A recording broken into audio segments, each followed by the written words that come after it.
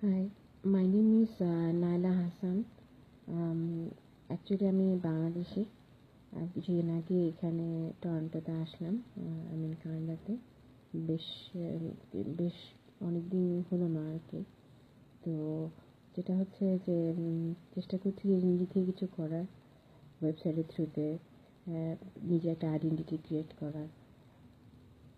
অনেকেই অনেক কিছু লিখে, চেষ্টা করলাম যে ওয়েবসাইটে আমি বিভিন্ন রকম যদি ইনফরমেশন শেয়ার করি হয়তো বা সেগুলো মানুষদের জন্য ইফেক্টিভ হতে পারে, বাট রেসপন্স খুব একটা বেশি ভালো পেলাম না। ইভেন আমি আমার কিছু রাইটিংসও শেয়ার করলাম, বাংলায় খুব একটা ভালো লিখতে পারিনি বলে ইংলিশে লিখলাম। তো সেটা যখন পাবলিশ করলাম মানুষজনের রেসপন্স ছিল কেন ইংলিশে লিখলাম। বাট কথা হচ্ছে যে আমরা কিন্তু বাঙালি হলেও আমাদের কমিউনিকেশন বা আমরা যখন কমেন্টস করি বা আমরা যখন লিখি বিভিন্ন জায়গায় তখন কিন্তু আমরা ইংলিশটাকেই লিখি। সো আমার মনে হয় না খুব বেশি কষ্ট হবে আমার লেখাটা পড়ে। প্রথম দুটো ফেজ লিখলাম, থার্ড ফেজ লেখার ইন্সপায়ারেশনটা একটু কমে গেল। তো চাচ্ছি যে অন্যরা টাইপের কিছু একটা করতে যেটাতে আসলে আমি ভালো বা আমি যেটাতে আমি ফিল করি যে আমি মনে করি নিজেকে কনফিডেন্ট মনে করি। তো তাই চেষ্টা করছি কিছু মজার মজার নিজে নিজের কিছু গল্প বলা। সবাই অনেকেই পড়তে পছন্দ করে, আবার অনেকে গল্প শুনতেও কিন্তু পছন্দ করে। তাই আমার এই কিছু জীবন থেকে নেওয়া কিছু মজার মজার গল্প আমি চাচ্ছি যে মানুষদের সাথে শেয়ার করি, যেন আপনারা যদি পছন্দ করেন তাহলে হয়তো বা নেক্সট টাইম আমি আরও কিছু নিজে থেকে গল্প ক্রিয়েট করে আপনাদেরকে শোনাবো। এটা আমার নিজের লাইফ থেকে নেওয়া। আমি আসলে কিছুদিন আগে মা হয়েছি, ছোট্ট একটা বাচ্চা, জাস্ট 2 মান্থস হলো। তো এইটা আমার প্রথম বেবি না, সেকেন্ড বেবি। সো আমরা যখন মাঝে মাঝে অনেক সময় আমরা ফেসবুকে দেখি যখন মারা মানে জন্ম দেয় তাদের প্রথম ছবি দেয় ফেসবুকে, যে তাদের খুব স্পেশাল একটা ডে এবং খুবই খুবই আনন্দময় কিছু স্পিচ লিখে, যে কেমন লাগলো দেখে বাচ্চার চেহারা দেখে। অনেস্টলি আমার ভিউটা একটু ডিফারেন্ট ছিল। প্রথম যখন মা হই খুব কষ্ট ছিল, চাকরি করতাম সাথে, বাংলাদেশে ছিলাম তখন। বাংলাদেশের অবস্থা তো সবাই জানি, খারাপ হলেও এটা আমাদের দেশ, তাও আমরা আমাদের দেশকেই ভালোবাসি। বাট তখন অনেক কষ্ট হতো, চাকরি করে প্রেগনেন্সিতে সব কিছু মেনটেন করা অনেক ডিফিকাল্ট। আর আমার প্রেগনেন্সিতে একটু কমপ্লেক্সিও ছিল, প্রচণ্ড ভমিটিং হতো। এমন হতো যে যখন বাসা লিফট থেকে নামছি মানুষের গন্ধে আমার বমি চলে আসতো।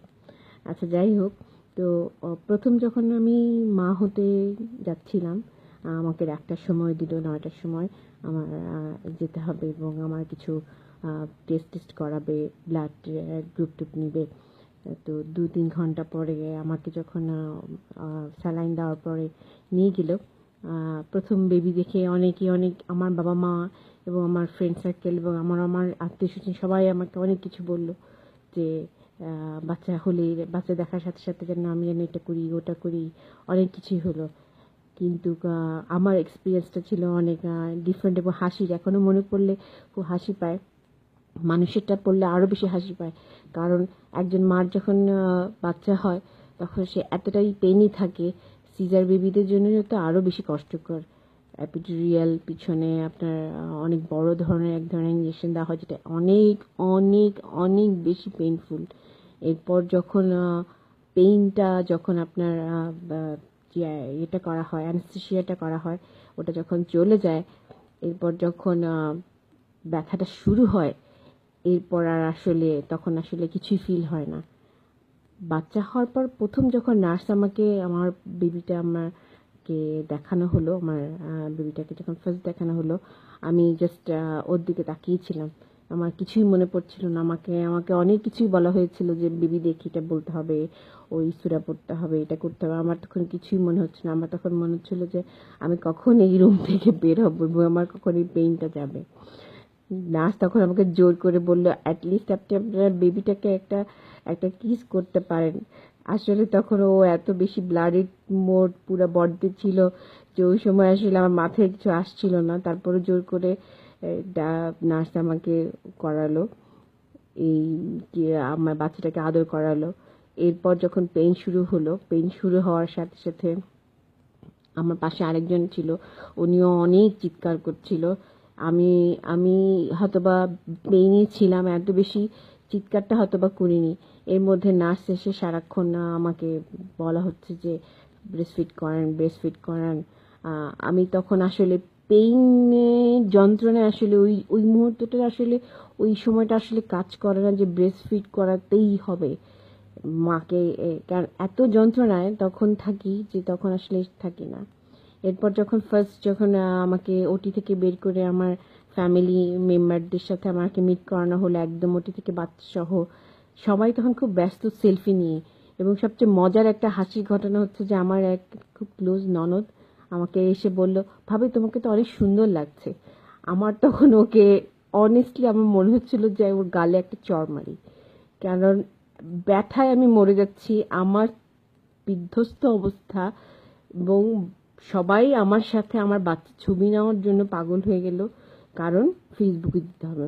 আসলে আমাদের কালচারটাই এখন এমন যে কোথাও গেলে খাবারের ছবি, কোথাও গেলে প্লেসের ছবি ছাড়া আসলে এগুলো আসলে এখন স্ট্যাটাস এবং আপনার ইনফরমেশন শেয়ারিংয়েরও একটা ব্যাপার আছে, ভালো দিকও আছে খারাপ দিকও আছে। তো মা হওয়ার প্রথম এক্সপিরিয়েন্সটা খুবই বাজে ছিল।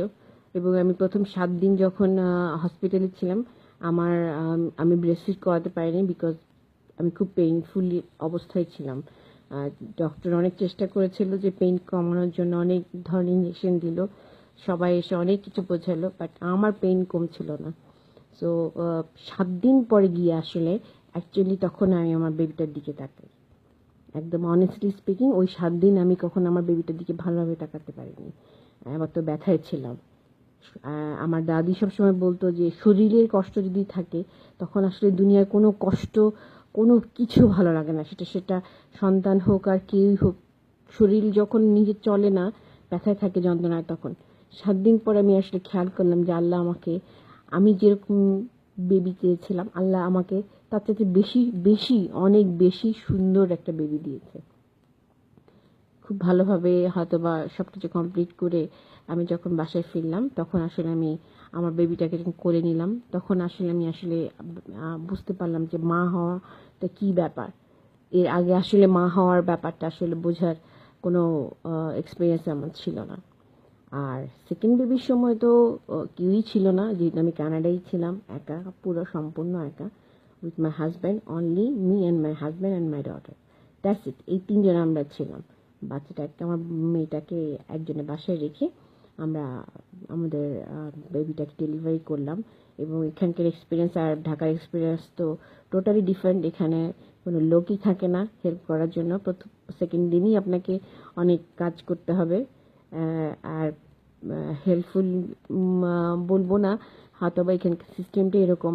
এবং হয়তোবা এই কারণেই হয়তোবা মা হিসাবে খুব দ্রুত নিজেকে এই 2 মাসের মধ্যে নিজেকে গড়ে তুলতে পেরেছি যে কিভাবে আসলে করতে হয়। বাংলাদেশে তো সবাই থাকে হেল্প করার জন্য, বাচ্চাকে কি করতে হবে না করতে হবে, আপনি ঘুমাতে পারবেন। আমার মনে হয় না আমি লাস্ট 1 ইয়ারে খুব বেশি ঘুমাতে পেরেছি, এবং লাস্ট 2 মান্থসে তো একদমই ঘুম কি জিনিস আমি জানি না, কবে ঘুমাতে পারবো সেটাও আমি জানি না। তো দোয়া রাখি আল্লাহ যাতে আমার দুটো বাচ্চাটাকে ভালো রাখে। এটা হচ্ছে আমার জাস্ট জাস্ট 1.5 ইয়ার এক্সপিরিয়েন্স। এবং দুটো বেবি হয়েছে কিভাবে সেরকম। মানুষজনের যখন আমি দেখি যে মানুষজন স্ট্যাটাস দেয় বাচ্চা হওয়ার, বাচ্চার মুখ দেখে তার অনেক কিছু মনে হয়, তার জীবনে গর্বের কথা বলে, তখন আসলে আমার কাছে মনে হয় কি আসলে কি সত্যি, আসলে কি আমি খুব খারাপ মা? আমার আসলে এসব কিছুই মনে হয়নি, আমার খালি মনে হচ্ছে আমি খুব কষ্টে আছি, আমি খুব পেইনে ছিলাম, এতটুকু আমার মনে হতো। আমার অন্য কিছু মনে হতো না। হয়তোবা আমি ডিফারেন্ট, মানুষজন আসলে হয়তোবা খুব গর্ব ফিল করে মা হওয়ার পরে। আমি হয়তোবা, অনেকেই আছে যাদের বাচ্চা হয় না, আমি আসলে তাদেরকে নিয়ে ছোট করছি না, বাট কথা হচ্ছে যে মা হওয়ার কষ্টটাও অনেক বেশি আর কি, সেটাই আমি আসলে বলতে চাচ্ছি। কোনটা আসলে সত্যি যে ব্যথাটা আসলে যে পেয়েছিলাম আমি বাচ্চা হওয়ার পর, আসলে যেই চেহারাটা দেখার পরে যেরকম ফিলিংস, ওটা আসলে আমার হয়নি। আমি আসলে বাচ্চা মা হওয়ার ফিলিংসটা অনেকদিন পরে টের পাই। এখানে অবশ্যই খুব দ্রুতই টের পাই, কারণ সাথে সাথে আপনার বাচ্চাটা আপনার কোলে দিয়ে দেওয়া হবে। তো আসলে এখানে বোঝার কিছুই নেই। তো আশা রাখি যে হয়তো বা নেক্সট যদি আল্লাহ দেয়, আরও যদি কোনো বেবি হয়, হয়তো বা আরও বেশি স্ট্রং মাদার হব, চেষ্টা করবো আরও ভালোভাবে রেস্ট করার জন্য। খুব বেশি ভালো মা আমি না, আগোছালোভাবে চলছি। দোয়া রাখেন, দোয়া করবেন আমার জন্য। নেক্সট টাইম আরেকটা হয়তো বা ছোটো কোনো গল্প নিয়ে আপনাদের কাছে আসবো। আপাতত এই, আল্লাহ হাফেজ।